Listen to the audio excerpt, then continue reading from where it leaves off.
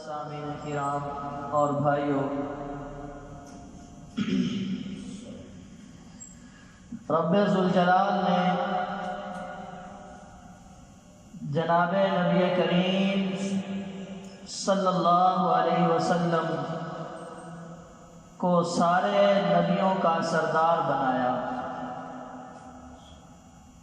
اور رب ذوالجلال نے جناب نبی کریم صلی اللہ علیہ وسلم کو سارے نبیوں کا امام بنایا، اور رب ذوالجلال نے جناب مدنی کریم صلی اللہ علیہ وسلم کو انبیاء علیہ السلام کی جو بلڈنگ میں ایک اینٹ کی کمی تھی مبعوث فرما کر کے اس کمی کو اور نبوت کے اس محل کی تکمیل حضور نبی کریم صلی اللہ علیہ وسلم پر فرما دی۔ تو حضور نبی کریم صلی اللہ علیہ وسلم کی عظمت، شان اور فضیلت کی وجہ سے رب ذوالجلال نے آقا دو جہاں صلی اللہ علیہ وسلم کو جو امت عطا فرمائی، اس امت کو بھی ساری امتوں کا سردار بنا دیا۔ آج انشاءاللہ العزیز ہم امت محمد صلی اللہ علیہ وسلم کے فضائل اور چند خصوصیات بیان کریں گے آپ حضرات کی خدمت میں۔ اللہ رب العزت نے امت محمدیہ کی فضیلت قرآن کریم میں بھی ارشاد فرمائی، فرمایا وَكَذَلِكَ جَعَلْنَاكُمْ أُمَّةً وَسَطًا، اور اسی طرح ہم نے تمہیں معتدل امت بنا دیا، امتوں کے درمیان والی امت بنا دیا، اعتدال پسند امت بنا دیا۔ پھر یہاں تک ارشاد فرما دیا کنتم خیر امت اخرجت للناس، جناب نبی کریم صلی اللہ علیہ وسلم کی امت تم ساری امتوں میں سب سے بہترین امت ہو، سب سے زیادہ شان والی امت ہو، سب سے زیادہ مرتبے والی امت ہو، تمہیں لوگوں کے نفع کے لیے نکالا گیا ہے، اچھی باتوں کا حکم کرتے ہو، بری باتوں سے منع کرتے ہو، اور اللہ پر ایمان لاتے ہو۔ جناب مدنی کریم صلی اللہ علیہ وسلم کی ایک حدیث مبارکہ بھی ہے، حضور علیہ السلام نے ارشاد فرمایا انتم تتمون 70 امتا، تم وہ امت ہو جس نے آ کر امتوں کی 70 پشتیں پوری کر دی۔ انتم خیرها وَأَكْرَمُهَا عَلَى اللَّهِ، تم ساری امتوں سے بہترین امت ہو، اور تمہارا مقام اور مرتبہ رب کی نگاہ میں بھی ساری امتوں سے زیادہ۔ اکرمها علی اللہ، اپنے رب کے دربار میں تم بقیہ امتوں سے زیادہ عزت والی امت ہو، بقیہ امتوں سے زیادہ اکرام والی امت ہو، بقیہ امتوں سے زیادہ شان والی امت ہو۔ حضرت ابو ہریرہ رضی اللہ عنہ نقل کرتے ہیں، فرمایا انتم خیر الناس للناس، تم لوگوں میں سے لوگوں کے لیے بہترین لوگ ہو، تأتون بهم فی السلاسل فی اعناقهم، تم لوگوں کو اس حال میں لاتے ہو کہ ان کی گردنوں میں طوق ہوتے ہیں، حتی یدخل الاسلام، یہاں تک کہ وہ اسلام میں داخل ہو جاتے ہیں۔ یعنی لوگ اپنی گردنوں میں جہنم کے طوق ڈالے ہوئے ہوتے ہیں کفر کی وجہ سے، گناہوں اور برائیوں کی وجہ سے، تم ان کے پاس جاتے ہو، انہیں دعوت الی الحق دیتے ہو، ان کے دلوں پہ محنت کرتے ہو، جس کے نتیجہ میں وہ لا الہ الا اللہ محمد رسول اللہ پڑھ لیتے ہیں، اللہ ان کا داخلہ جنت میں فرما دیتے ہیں۔ اس امت کو بھی جو اعزاز ملا وہ قرآن کریم پر ایمان لانے کی اور جناب مدنی کریم صلی اللہ علیہ وسلم کی اتباع کرنے کی وجہ سے ملا، کیونکہ اللہ قرآن کریم میں ارشاد فرماتے ہیں وَلِلَّهِ الْعِزَّةُ وَلِرَسُولِهِ وَلِلْمُؤْمِنِينَ وَلَكِنَّ الْمُنَافِقِينَ لَا يَعْلَمُونَ۔ عزت اللہ کے لیے ہے اور اللہ کے رسول کے لیے ہے اور ایمان والوں کے لیے ہے، لیکن منافق جانتے نہیں۔ جیسا کہ حضرت عمر بن خطاب رضی اللہ عنہ کا مبارک فرمان اس آیت کی تفسیر میں بیان کیا جا سکتا ہے۔ وہ اکثر ایک جملہ فرمایا کرتے تھے، حضرت عمر بن خطاب رضی اللہ عنہ فرماتے اِنَّا كُنَّا أَذَلَّ قَوْمٍ فَأَعَزَّنَا اللَّهُ بِهَذَا الدِّينِ، ہم ایک ذلیل ترین قوم تھے، ہمارے پروردگار نے ہمیں دین اسلام کی وجہ سے عزت عطا فرما دی۔ فَمَهْمَا نَبْتَغِي الْعِزَّةَ فِي غَيْرِ أَذَلَّنَا اللَّهُ۔ میرے بھائیو، اگر ہم عزت دین اسلام سے ہٹ کر کہیں تلاش کریں گے تو ہمارے رب ہمیں ذلیل کر دیں گے، ہمارا مولا ہمیں ذلیل کر دے گا۔ وہی اللہ جس نے ہمیں دین کے ساتھ جڑنے کی وجہ سے عزت عطا فرمائی، دین کو چھوڑنے کی وجہ سے وہی رب ہمیں ذلیل کر دے گا، رسوا کر دے گا۔ تو پتہ یوں لگا کہ دین کے ساتھ ملنے سے اللہ عزت عطا فرماتے ہیں اور دین کو چھوڑنے کی وجہ سے اللہ ذلیل و خوار کر دیتے ہیں۔ جیسا کہ یہود کے بارے میں اللہ نے خود فرمایا مغضوب علیہم، ہم نماز پڑھتے ہیں، ہر رکعت میں سورۃ الفاتحہ پڑھتے ہیں، اس میں ہم دعا کرتے ہیں اہدنا الصراط المستقیم، اے ہمارے پروردگار ہمیں سیدھی راہ پہ چلا، صراط الذین انعمت علیہم، راستہ ان لوگوں کا جن پر آپ نے انعام کیا، غیر المغضوب علیہم ولا الضالین،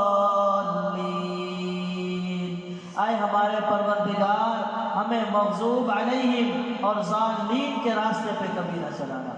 مغضوب علیہم یہود ہیں، ضالین نصارہ، کیونکہ انہوں نے اللہ کے نبی پر ایمان لانے سے انکار کر دیا، قرآن کریم کو سینے سے لگانے سے انکار کر دیا، قیامت تک ذلت اور رسوائی رب نے ان کا مقدر بنا دیا۔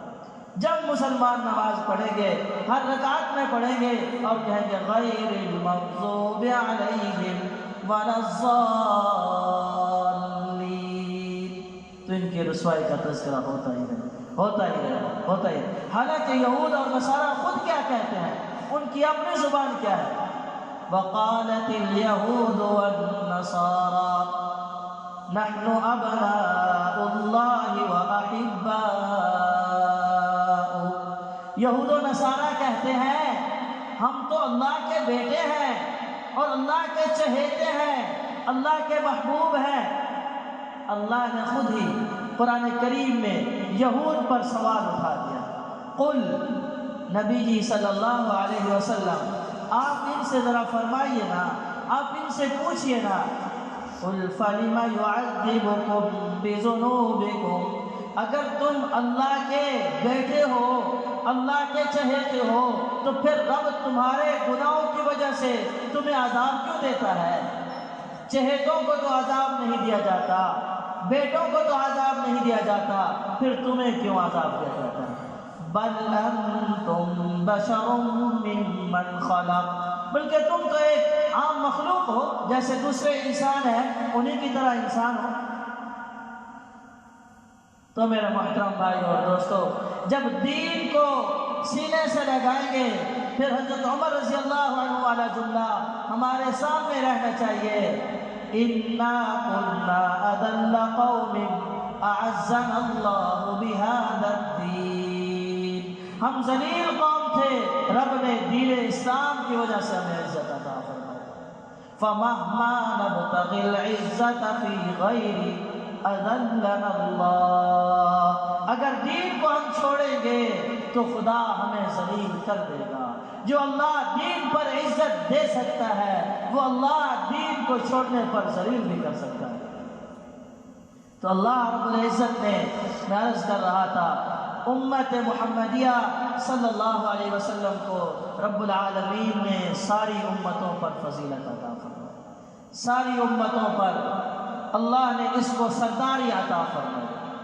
جیسا کہ حضور علیہ السلام کا اپنا مبارک فرمان ہے، اعطیت ما لم یعطا نبیا من قبلی، رب العالمین نے مجھے کچھ وہ چیزیں عطا فرمائی ہیں جو مجھ سے پہلے کسی نبی کو عطا نہیں فرمائی۔ نمبر ایک چیز ارشاد فرمایا، نصرت بالرعب، اللہ نے مجھے رعب اور دبدبہ عطا فرمایا۔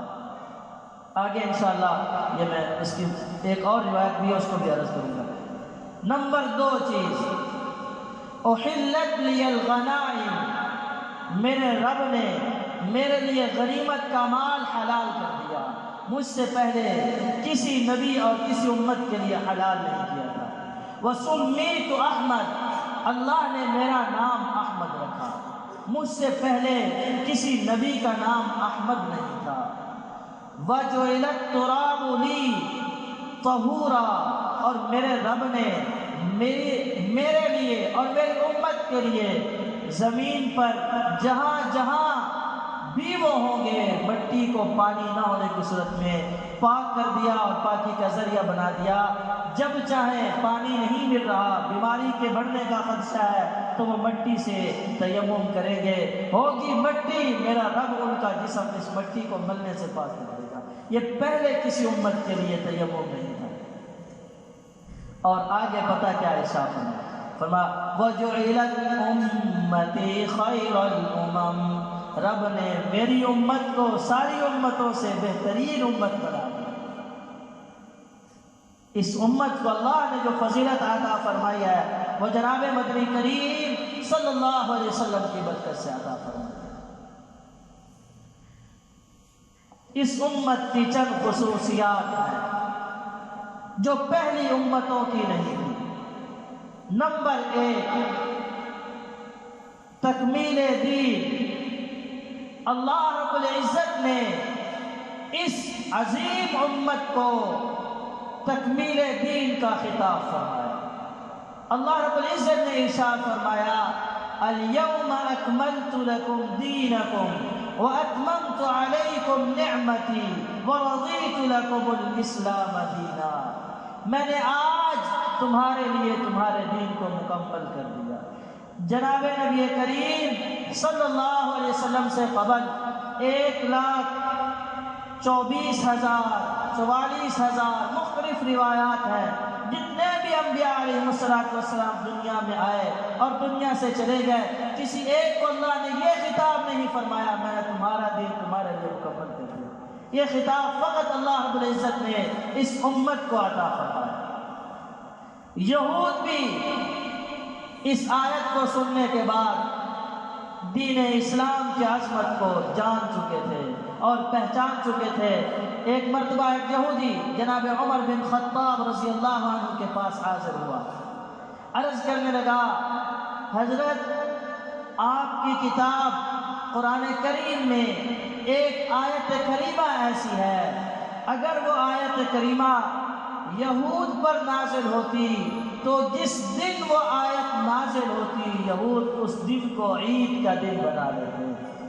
تو حضرت عمر بن خطاب رضی اللہ عنہ نے فرمایا، بتلاؤ کون سی آیت ہے؟ وہ کہنے لگا الیوم اکملت لکم دینکم واتممت علیکم نعمتی ورضیت لکم الاسلام دینا۔ تو جناب عمر بن خطاب رضی اللہ عنہ اس کی یہ بات سننے کے بعد فرمانے لگے، پھر سن میرے بھائی، جس دن یہ آیت مبارکہ نازل ہوئی تھی اس دن ایک عید نہیں بلکہ دوہری عید تھی۔ نمبر ایک، یہ آیت کریمہ جناب نبی کریم صلی اللہ علیہ وسلم پر رب نے میدان عرفات میں اتاری، اور وہ دن مسلمانوں کا عید کا دن ہے۔ نمبر دو، یہ آیت کریمہ رب العالمین نے عرفات کے میدان میں جمعہ کے روز میں نازل فرمائی۔ جمعہ کا دن بھی ایمان والوں کے لیے عید کا دن ہے۔ تو جس دن یہ آیت مبارکہ نازل ہوئی اس دن دوہری عید تھی۔ تو یہ بھی خصوصیت امت محمد صلی اللہ علیہ وسلم کی ہے کہ اللہ رب العزت نے ان کے دین کو مکمل کر دیا اور احسان فرما دیا۔ اگر مکمل نہ ہوتا تو کوئی بھی آتا اپنی مرضی کا دین بنا لیتا، لیکن اللہ نے مکمل فرما کر قیامت تک کے لیے اس دین کو محفوظ فرما دیا۔ نمبر دو خصوصیت، اللہ رب العزت نے امت محمد صلی اللہ علیہ وسلم کے لیے آسانیاں پیدا فرمائی، جو آسانیاں پہلی امتوں کے لیے نہیں تھی۔ اللہ قرآن کریم میں ارشاد فرماتے ہیں هُوَ اجْتَبَاكُمْ وَمَا جَعَلَ عَلَيْكُمْ فِي الدِّينِ مِنْ حَرَجٍ، اللہ نے تمہیں چن لیا ہے اور اللہ تمہارے لیے دین میں تنگی نہیں چاہتا۔ تیمم کی آیت مبارکہ نازل کی اور ساتھ میں ارشاد فرما دیا مَا يُرِيدُ اللَّهُ لِيَجْعَلَ عَلَيْكُمْ مِنْ حَرَجٍ وَلَكِنْ يُرِيدُ لِيُطَهِّرَكُمْ وَلِيُتِمَّ نِعْمَتَهُ عَلَيْكُمْ لَعَلَّكُمْ تَشْكُرُونَ۔ اللہ تم پر تنگی نہیں چاہتے، وَلَكِنْ يُرِيدُ لِيُطَهِّرَكُمْ، لیکن اللہ چاہتے ہیں تمہیں پاک کر دے اور تم پر اپنی نعمت کو مکمل کر دے تاکہ تم اس رب کے شکر گزار بندے بن جاؤ۔ اللہ قرآن کریم میں اس امت کو خطاب کرتے ہوئے ارشاد فرماتے ہیں کہ اللہ رب العزت نے تمہارے لیے آسانیاں کی ہیں، وَخُلِقَ الْإِنسَانُ ضَعِيفًا، اور انسان کو کمزور بنا دیا۔ اللہ نے اس امت کو خطاب کرتے ہوئے ارشاد فرمایا يُرِيدُ اللَّهُ بِكُمُ الْيُسْرَ وَلَا يُرِيدُ بِكُمُ الْعُسْرَ، اللہ تمہارے لیے آسانیاں چاہتے ہیں، اللہ تمہارے لیے مشکلات نہیں چاہتے۔ اور یہ آسانیاں اس امت کو جناب مدنی کریم صلی اللہ علیہ وسلم کی اتباع کی برکت سے ملے گی۔ اگر حضور نبی کریم صلی اللہ علیہ وسلم کی اتباع کو چھوڑ دیا تو پھر یہی دنیا اور آگے والی منازل اللہ ساری اس شخص کے لیے تنگ کر دیں گے اور پریشانیوں بھی بنا دیں گے، چونکہ اللہ رب العزت نے آسانیاں جناب مدنی کریم صلی اللہ علیہ وسلم کی اتباع میں رکھی ہے۔ اللہ خود قرآن کریم میں ارشاد فرماتے ہیں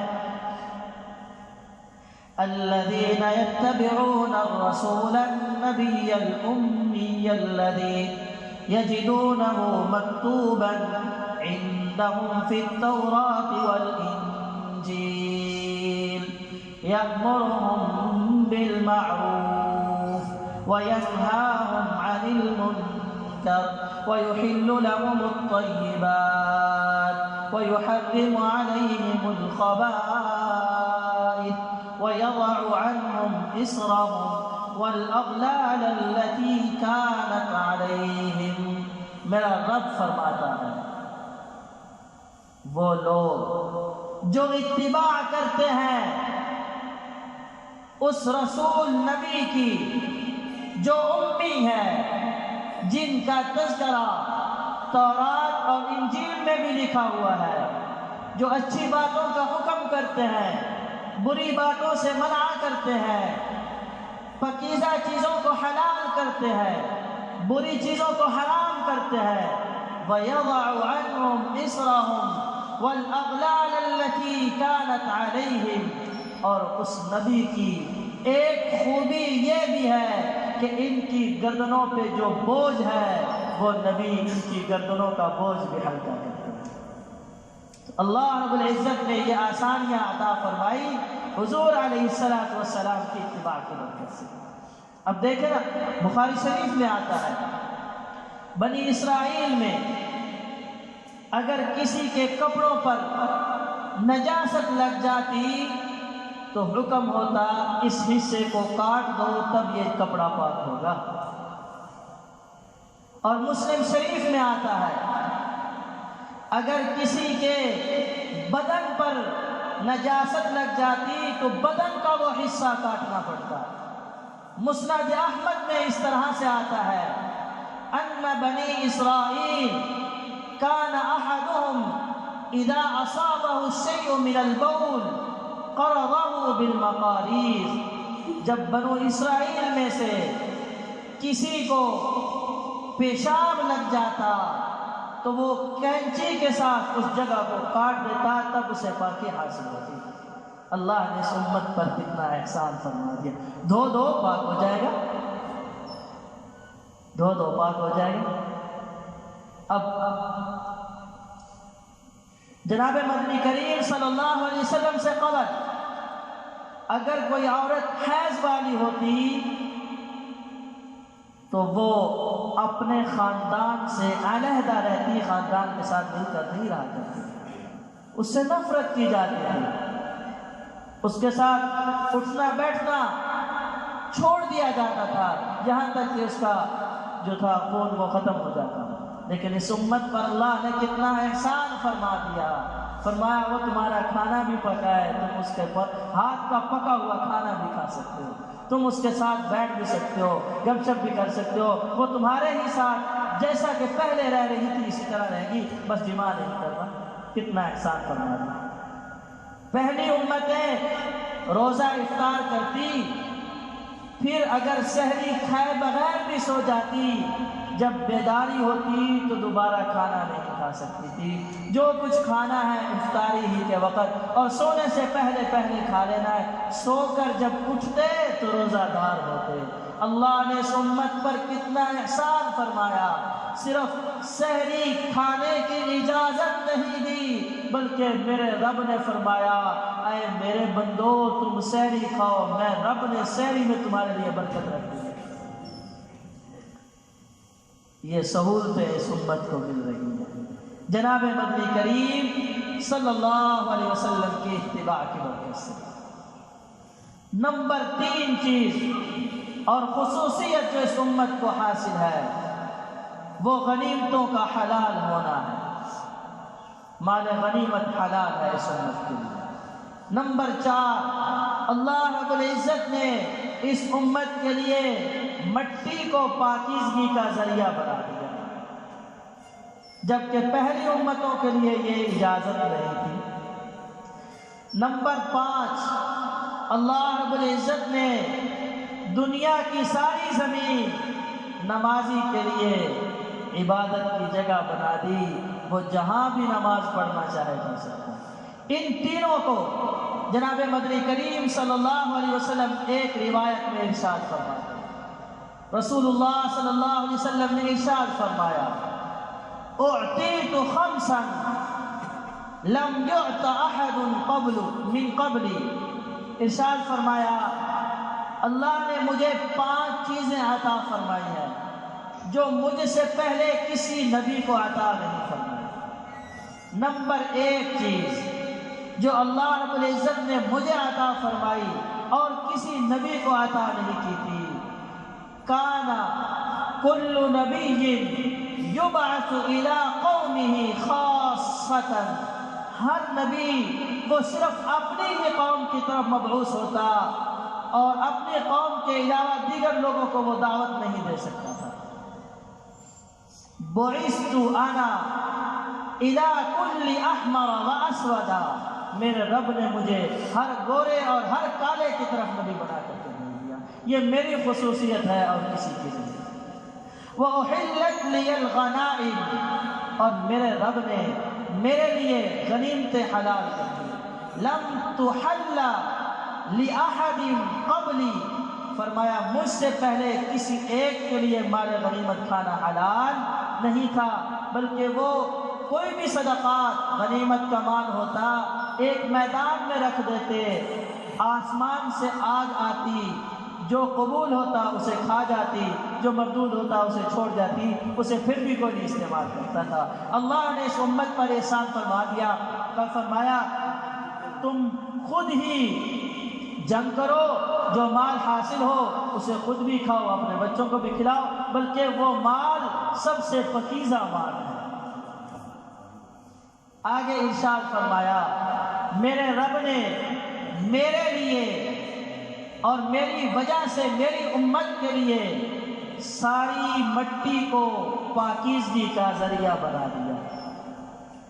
پانی پر قدرت نہیں ہے یا پانی استعمال کے لیے مل نہیں رہا، یا ہے لیکن بیمار ہے، استعمال کرنے سے بیماری کے بڑھنے کا خطرہ ہے، تو وہ کسی بھی خشک مٹی پہ جائے اور تیمم کرے، اللہ اس کو پاک فرما دے گا۔